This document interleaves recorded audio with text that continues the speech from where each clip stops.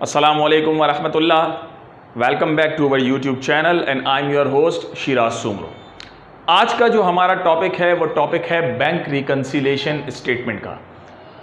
आज हम सीखेंगे कि बैंक रिकन्सिलेशन स्टेटमेंट क्या होता है, बैंक रिकन्सिलेशन स्टेटमेंट किस तरीके से बनाया जाता है, किन कंडीशंस के बिहाफ पे बनाया जाता है।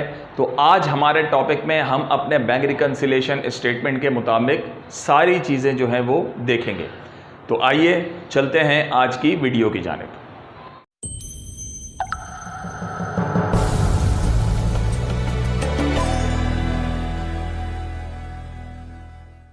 सो गाइस, हम आते हैं आज के अपने टॉपिक की जानिब, बैंक रिकन्सिलेशन स्टेटमेंट। सबसे पहले तो हम इसके बारे में ये चीज़ डिसाइड करते हैं कि हमारे पास बैंक रिकन्सिलेशन स्टेटमेंट असल में होता क्या है।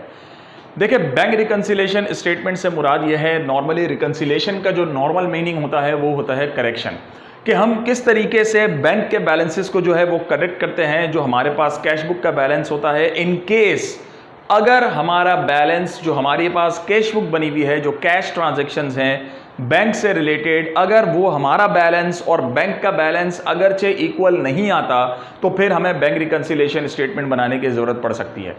आपको याद होगा कि हमने एक टॉपिक किया था कैश बुक के अंदर, कि कैश बुक के अंदर हमारे पास दो कॉलम्स बनते हैं, यानी कि एक कैश का कॉलम बनता है और एक बैंक का कॉलम बनता है।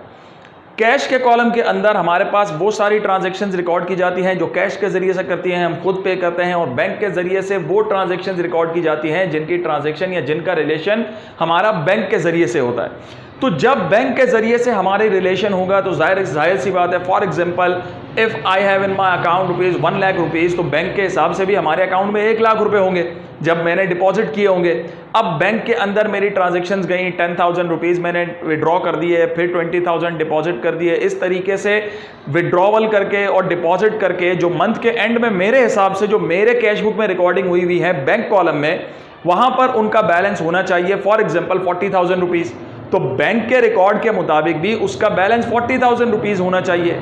अगर तो दोनों बैलेंसेस कैश बुक का और बैंक के स्टेटमेंट के मुताबिक जो बैलेंसेस हैं वो इक्वल है 40,000 रुपीज, तो इसका मतलब है आपके बैलेंसेस इक्वल हैं, आपको बैंक रिकन्सिलेशन स्टेटमेंट बनाने की जरूरत नहीं पड़ेगी।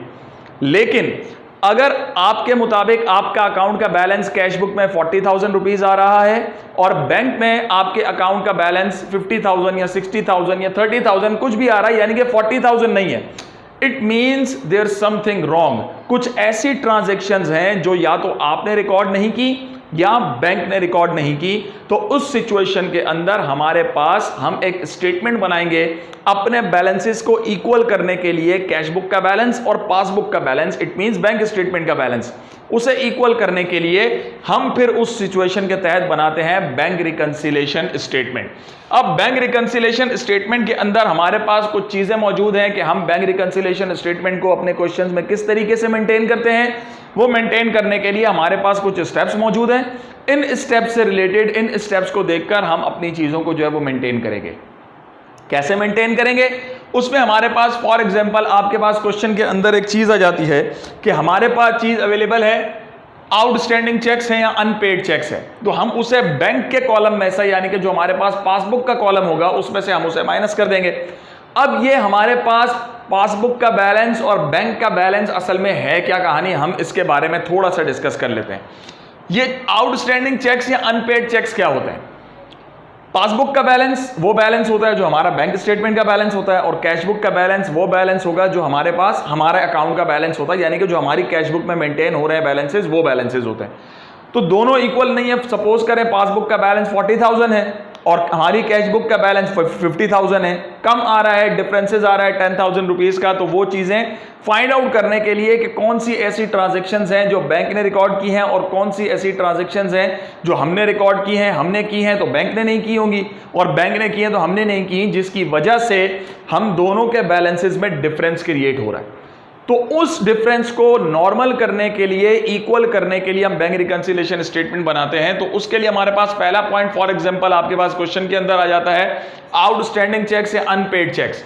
आउटस्टैंडिंग चेक्स का मतलब यह होता है कि कैश बुक में, यानी कि कंपनी ने अपने सप्लायर्स को पेमेंट कर दी है, चेक्स दे दिए हैं, लेकिन वो चेक्स अभी तक जो है बैंक के अंदर रिसीव नहीं हुए। अब जाहिर सी बात है, अब ये बैंक में से अकाउंट माइनस कैसे हुआ, जरा इस बात को समझिएगा कि आउटस्टैंडिंग चेक्स हैं, हमने चेक इशू कर दिए हैं, हमने चेक जारी कर दिए, तो जाहिर सी बात है जब हमने चेक इशू कर दिए होंगे तो हमने अपनी कैश बुक में एंट्री रिकॉर्ड कर दी होगी कि हमने अपने पेमेंट साइड पे इतने पैसे 10,000 का चेक था, सपोज करें कि हमने वो चेक दे दिया है तो हमारे पास से पैसे चले गए, हमने कैश बुक में बैंक के कॉलम में से 10,000 रुपीज डिडक्ट कर दिए।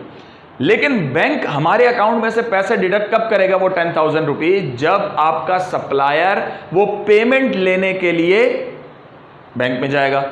जब वो बैंक में जाएगा तब जो है उसे उसकी पेमेंट मिलेगी, तो बैंक अपने पैसे माइनस करेगा। लेकिन चूंकि वो सप्लायर्स अभी तक बैंक में पैसे लेके या चेक लेके नहीं पहुंचा, तो जब बैंक को उस बात का इल्म ही नहीं है, तो जाहिर सी बात है बैंक ने उसकी पेमेंट जो है वो डिडक्ट नहीं की होगी। तो बैंक क्या करता है कि वो इसी महीने में एडजस्टमेंट करनी होती है, तो वो इसी महीने में एडजस्ट करता है कि भाई आपने पेमेंट कर दी है, इसका मतलब वो लाजमी आज नहीं तो कल पैसा लेने लाजमी आएगा, लेकिन वो बैलेंस इसी महीने एडजस्ट करते हैं। तो बैंक क्या करता है, उन पैसों को अपने अकाउंट में से माइनस कर देता है, यानी कि जो हमारे पास पासबुक का बैलेंस होता है हम उसमें से उन पैसों को माइनस कर देते हैं, डिडक्ट कर देते हैं। उसके अलावा अगर हमारे पास अनक्लियर चेक्स या डिपॉजिट इन ट्रांजिट, डिपॉजिट और क्रेडिट की ऐसी कोई बात आ जाए, तो उस सूरत में हम बैंक में पैसे प्लस कर रहे होते हैं। अब क्यों कर रहे होते हैं, ऐसी कोई भी कंडीशंस आ जाती है, इसका मतलब है हमने पैसे जमा करवा दिए हैं, लेकिन बैंक ने अभी वो ट्रांजैक्शन डिपॉजिट जो है वो इन ट्रांजिट है, यानी कि हमने जमा करा दिया चेक, लेकिन चेक अभी तक क्लियर नहीं हुआ, अनक्लियर्ड है। बैंक ने रिसीव कर लिया है लेकिन हमारे अकाउंट में डिपॉजिट नहीं किया, तो जाहिर सी बात है जब हमने चेक डिपॉजिट किया तो हमने कैश बुक में एंट्री की होगी, it means there is a mistake by the bank की मिस्टेक है और बैंक ने रिकॉर्डिंग नहीं की, तो ये हमारे पास बैंक में से चीजें हो जाएंगी प्लस।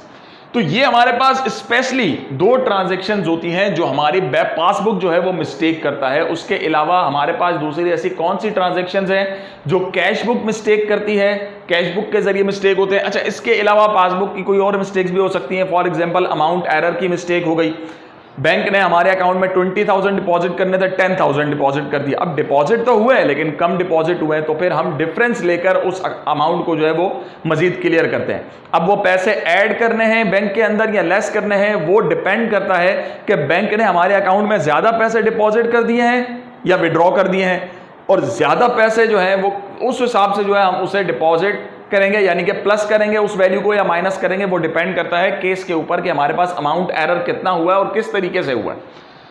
उसके बाद हम जाते हैं कैश बुक के एरर्स के ऊपर। कैश बुक के एरर्स हमारे पास कुछ ज्यादा हैं, जिसके जरिए से कैश बुक उन तमाम चीजों को जो है वो डिस्कस करता है, रिकॉर्ड करता है। वो कैसे करता है उसके बारे में हम थोड़ा सा देख लेते हैं।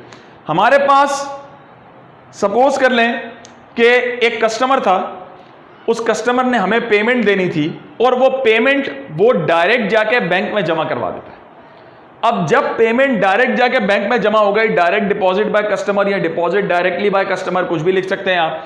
अब ये पेमेंट अगर बैंक में डायरेक्ट जमा हो गई, जाहिर सी बात है बैंक में वो चला गया डिपॉजिट करने, तो बैंक ने तो रिकॉर्डिंग कर दी कि भाई फलां कस्टमर आया था फलां पार्टी का, उसने इतने पैसे जो हैं वो डिपॉजिट कर दिए हैं। अब बैंक ने रिकॉर्डिंग कर ली है, लेकिन जब मंथ पूरा हुआ हमने कहा भाई ये ट्रांजैक्शन तो हमें पता ही नहीं था, ये कस्टमर कब पैसे जमा करवा के गया।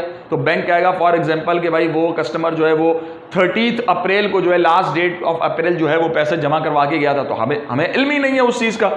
तो उस सूरत में ये बैंक की मिस्टेक नहीं है, ये कैश बुक वालों की मिस्टेक है, यानी कि हमारी कंपनी की मिस्टेक है। तो कंपनी मिस्टेक वो क्या करेगी, जितना बैंक में पैसा प्लस हुआ था हम वो अपनी कैश बुक के अकाउंट में भी वो पैसे प्लस कर देंगे कि भाई ये मिस्टेक हुई थी, ये प्लस करना था हमने, ये सिचुएशन। उसके अलावा हमारे पास ये जो 4 ट्रांजैक्शंस हैं जिसमें है इंटरेस्ट चार्ज बाय बैंक या interest charge to bank, profit given by bank या प्रॉफिट गिवन टू बैंक। अब इसमें थोड़ी सी सिर्फ वर्डिंग का डिफरेंस है, चीजें दोनों वही हैं, लेकिन ये चार्ज और गिवन में थोड़ा सा फर्क है। अब चार्ज के उसमें जब चार्ज बाय बैंक हो जाता है तो इसका मतलब बैंक हमसे इंटरेस्ट चार्ज कर रहा है, और चार्ज टू बैंक हो जाता है यानी कि हम बैंक को इंटरेस्ट चार्ज कर रहे हैं। तो जब बैंक हमसे चार्ज करेगा तो कैश बुक में से माइनस हो जाएंगे, और जब हम बैंक से चार्ज करेंगे यानी कि किसी की सर्विसेज हमने दी होंगी और उसके ब्याह पे इंटरेस्ट हम ले रहे होंगे, फिक्स्ड अकाउंट हमने किया होगा और उसके ऊपर इंटरेस्ट ले रहे होंगे, तो चार्ज टू बैंक यानी कि हम कैश जो है हमें प्रॉफिट रिसीव हो रहा है। तो चार्ज बाय बैंक, बैंक ने चार्ज कर दिया, हमारे अकाउंट से खुद ब खुद डिडक्ट कर दिया, हमें इल्म ही नहीं है, इन्फॉर्म नहीं किया, तो हम कैश बुक में से माइनस करेंगे। यहां ऐड कर दिया, बैंक ने हमें प्रॉफिट दे दिया है, मार्कअप दे दिया है, तो उस सिचुएशन के अंदर बैंक ने अपने हमारे अकाउंट से खुद डिडक्ट या ऐड कर दिया उसके अंदर, हमें कैश बुक के बारे में उसका इल्म नहीं है। तो जब हमें इल्म होगा तब ही हम उस ट्रांजैक्शंस को अपने पास रिकॉर्ड करेंगे। तो हमें जब इल्म हुआ तब हमने इन कंडीशंस को अपने अंदर कैश बुक में रिकॉर्ड कर दिया। तो ये चार्ज बाय बैंक माइनस कर देंगे, चार्ज टू बैंक प्लस कर देंगे। अब यहां पे वर्डिंग डिफरेंट है, गिवन बाय बैंक, यानी कि बैंक हमें गिवन दे रहा है, पैसे दे रहा है, इंटरेस्ट दे रहा है, तो कैश बुक में प्लस कर देंगे क्योंकि हमें इल्म नहीं था, बाद में इल्म हुआ। गिवन टू बैंक, हमने बैंक को दिया है, तो हम कैश बुक में से माइनस कर देंगे क्योंकि बैंक ने हमारे अकाउंट से खुद ब खुद डिडक्ट कर दिए। हमें मंथ के एंड में बताया कि भाई हमने इंटरेस्ट आपसे जो है वो इंटरेस्ट लिया था, वो आपने रिकॉर्ड नहीं किया, तो हम अपने बैलेंसेस को इक्वल करने के लिए इस सिचुएशन के अंदर इंटरेस्ट को कैश बुक में से माइनस कर देंगे। फिर एक और हमारे पास चीज आती है डिविडेंड कलेक्शन। बैंक ने हमारे नाम से किसी थर्ड पार्टी से डिविडेंड कलेक्ट किए थे, यानी कि हमने कहीं जगह पे पैसे इन्वेस्ट किए हुए होंगे, उस पार्टी ने हमारे अकाउंट में डायरेक्ट हमारा जो प्रॉफिट था यानी कि डिविडेंड था, जो हमारा हिस्सा था, वो उन्होंने हमारे अकाउंट में डिपॉजिट कर दिया। अब हमें इल्म ही नहीं है, बैंक में डिपॉजिट हुए हैं तो जाहिर सी बात है बैंक को इस बात का इल्म होगा। बैंक ने हमें बाद में जब इन्फॉर्म हुआ मंथली बैलेंस इक्वल नहीं आए, तो बैंक ने बताया कि भाई फला कस्टमर या फला पार्टी जहां आपने पैसा इन्वेस्ट किया था, उस पार्टी ने आपके अकाउंट में पैसे डिपॉजिट किए। तो बैंक में डिपॉजिट हुए थे तो बैंक ने रिकॉर्डिंग कर दी। किसने रिकॉर्डिंग नहीं की? कैश बुक ने रिकॉर्डिंग नहीं की, तो उस सूरत के अंदर कैश बुक में वो पैसे प्लस हो जाएंगे।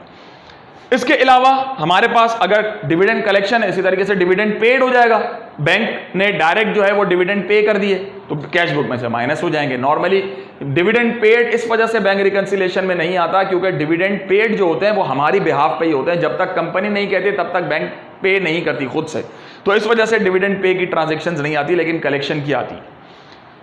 उसके अलावा अगर आ जाए बैंक चार्जेस, बैंक रिसीव्स या डिडक्ट चार्जेस, इसके अलावा लॉकर रेंट चार्जेस हो सकते हैं या चेक बुक के चार्जेस हो सकते हैं, तो किसी भी किस्म के चार्जेस हो। अब तो बैंक हमारी जदीद हो गई है बैंकिंग सिस्टम, तो डेबिट कार्ड चार्जेस हो सकते हैं, एसएमएस चार्जेस हो सकते हैं, तो किसी भी किस्म के चार्जेस होते हैं, बैंक आपको खुद ब खुद आके आपके अकाउंट से डिडक्ट कर देता है। तो जब आपके अकाउंट से डिडक्ट कर देता है तो आपको इल्म नहीं होता, आपको जब पता लगता है तब आप उस बैलेंस को कैश बुक में से माइनस कर देते हैं। उसके अलावा डिस्चार्ज चेक, यानी कि चेक डिस्चार्ज हो गया, खत्म हो गया, डिसऑनर हो गया, मुस्तरद कर दिया गया बैंक की तरफ से, नॉट सफिशिएंट फंड, या उसमें हमारे जितना चेक हम पैसे लेने गए थे 10,000 का चेक था, लेकिन हमारी सब कस्टमर के अकाउंट में इतने पैसे नहीं था, बैंक ने हमारा चेक डिसऑनर कर दिया। क्या कहकर? नॉट सफिशिएंट फंड, कि भाई इस बैलेंस में या इस अकाउंट में इतना बैलेंस नहीं है, तो हमारा चेक डिसऑनर हो जाएगा, खत्म।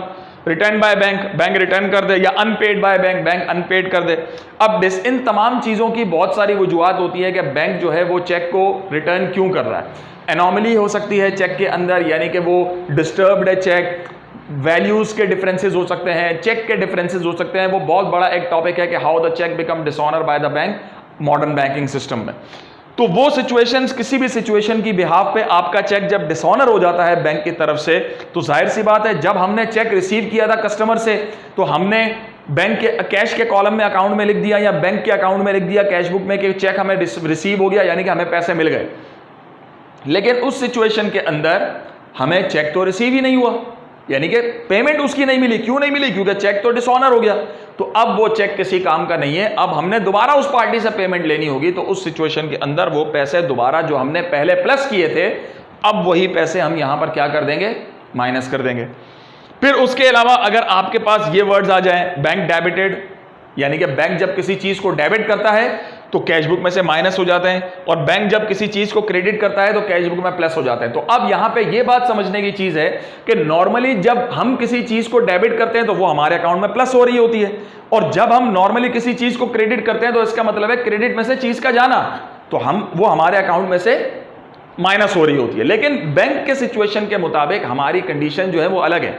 अब बैंक जब डेबिट करता है तो हम कैश में से क्यों माइनस करते हैं, इस बात को समझिएगा। क्योंकि जब हम अपने अमाउंट जो है वो बैंक में डिपॉजिट करते हैं तो बैंक उसे अपने पास लायबिलिटी रिकॉर्ड करता है। मैं आपको एक एग्जांपल देता हूं। फॉर एग्जांपल, आपने बैंक के अंदर जो है वो एक अमाउंट जो है वो डिपॉजिट की, मैं बैंक के मुताबिक एंट्री बना रहा हूं, अपने मुताबिक एंट्री नहीं बना रहा। या मैं चले अपने मुताबिक भी एक एंट्री पास कर देता हूं। हमारे पास किस तरीके से, ये हमारे पास कंपनी का फॉर एग्जांपल जर्नल है और ये बैंक का हमारे पास जो है वो जर्नल है। अब कंपनी जब बैंक में पैसे डिपॉजिट करेगी तो कंपनी क्या रिकॉर्ड करेगी भाई, बैंक डेबिट और cash credit. For example A company जो है वो नाम है हमारा, ये अमाउंट जो है कंपनी जो अपने पास एंट्री रिकॉर्ड करेगी वो इस तरीके से करेगी कि भाई बैंक हमारे पास बढ़ गया और कैश हमारे पास से चला गया, बैंक में चला गया, तो हमारे पास से वो क्रेडिट हो गया। अब बैंक किस तरीके से, हम जब डिपॉजिट कर रहे हैं, यानी कि बैंक जब हमारे अकाउंट में डेबिट करता है कोई अकाउंट, ये तो हमारे हिसाब से एंट्री हो गई ना। अब हम जब विड्रॉ करते हैं तो हम एंट्री पास करते हैं कैश डेबिट और बैंक हमारे पास जो है वो हो गया क्रेडिट। बैंक की सिचुएशन अलग है। बैंक क्या करता है, जब हमने डिपॉजिट किया था बैंक ने अपने पास चीज रिकॉर्ड की, for example A company debit, sorry bank record करेगा कैश डेबिट, क्योंकि हमने कैश डिपॉजिट किया, बैंक के पास कैश आ गया, और वो क्रेडिट क्या करेगी, ए कंपनी के अकाउंट। ए कंपनी का अकाउंट क्यों क्रेडिट करेगी, क्योंकि पैसे किसने जमा करवाए, ए कंपनी ने, तो बैंक उसे अपने पास क्या कर रही है, क्रेडिट कर रही है। इसका मतलब यह है कि बैंक जब हमारी अकाउंट को क्रेडिट करती है असल में वो हमें पैसे दे रही है। बैंक सही कह रही है कि ये हम पे लायबिलिटी है, क्योंकि जब मैं पैसे बैंक के पास डिपॉजिट करवाऊंगा तो आज नहीं तो कल बैंक से मैं लाजमी अपने पैसे निकलवा लूंगा, यानी कि मैं कुछ अरसे के लिए बैंक को लोन दे रहा हूं। अब बैंक उससे चाहे तो बिजनेस मूवमेंट करके बिजनेस करेगी। अब जब मैंने बैंक में पैसे डिपॉजिट करवाई, मेरा पास तो बैंक हो गया डेबिट, कैश क्रेडिट हो गया, बैंक के पास कैश आया, कैश डेबिट हो गया, एसेट इंक्रीज हो गया, लेकिन क्रेडिट ए कंपनी के अकाउंट को क्यों किया, because according to bank it is a liability by the company, it is a liability to bank, sorry it is a liability to bank या बाय कंपनी, कंपनी की तरफ से bank के ऊपर जो है वो लायबिलिटी हो गई। तो उस सिचुएशन के अंदर जब बैंक हमारे अकाउंट को क्रेडिट कर रहा होता है तो इसका मतलब वो असल में हमारे पैसे प्लस हो रहे होते हैं। और जब बैंक हमारे अकाउंट को डेबिट कर देता है, फॉर एग्जांपल मैं पैसे निकलवा लेता हूं, तो बैंक क्या कहता है भाई लायबिलिटी खत्म और कैश क्रेडिट, यानी कि ए कंपनी डेबिट हो गई और कैश जो है वो क्रेडिट हो गया। अब कैश क्यों क्रेडिट हुआ, हमने पैसे निकाल लिए, हमारे पास आ गए, बैंक क्रेडिट हो गया, यानी कि ए कंपनी की लायबिलिटी, बैंक कहते हैं लायबिलिटी जब कम होती है तो क्रेडिट होती है according to accounts rules and regulations. तो ए कंपनी जब हमारी लायबिलिटी कम हो गई तो हमारे पास इस तरीके से जो है उसकी चीजें रिकॉर्ड हो गई। तो ये हमारे पास जब सिचुएशन पेश आती है तो यहां पे बैंक ने डेबिट किया तो कैश बुक में से पैसे माइनस हो जाएंगे, जब बैंक क्रेडिट करेगा यानी कि उसने हमारे पैसे बढ़ गए तो उस सिचुएशन के अंदर कैश बुक में पैसे प्लस हो जाएंगे। तो ये हमारे पास पहली वीडियो का जो है वो पार्ट था। सेकंड वीडियो में बैंक रिकंसिलिएशन की हम आपको एक क्वेश्चन सॉल्व करके दिखाएंगे कि bank reconciliation statement normally solve कैसे होता है। तो हमारी अगली वीडियो का इंतजार कीजिएगा और हमारे इस चैनल को सब्सक्राइब करना मत भूलिएगा और लाइक और कमेंट जरूर कीजिएगा और अपनी राय जरूर दीजिएगा कि आपको हमारा ये टॉपिक बैंक रिकंसिलिएशन स्टेटमेंट कितना समझ में आया। और इसके अलावा अगर आपको कोई भी किसी भी किस्म की क्वेरीज हो तो ये हमारा व्हाट्सएप नंबर है, आप इस पर किसी भी मैसेज करके कभी भी आप अपनी क्वेरीज को जो है वो क्लियर कर सकते हैं। इजाज़त चाहता हूँ, अल्लाह हाफ़िज़।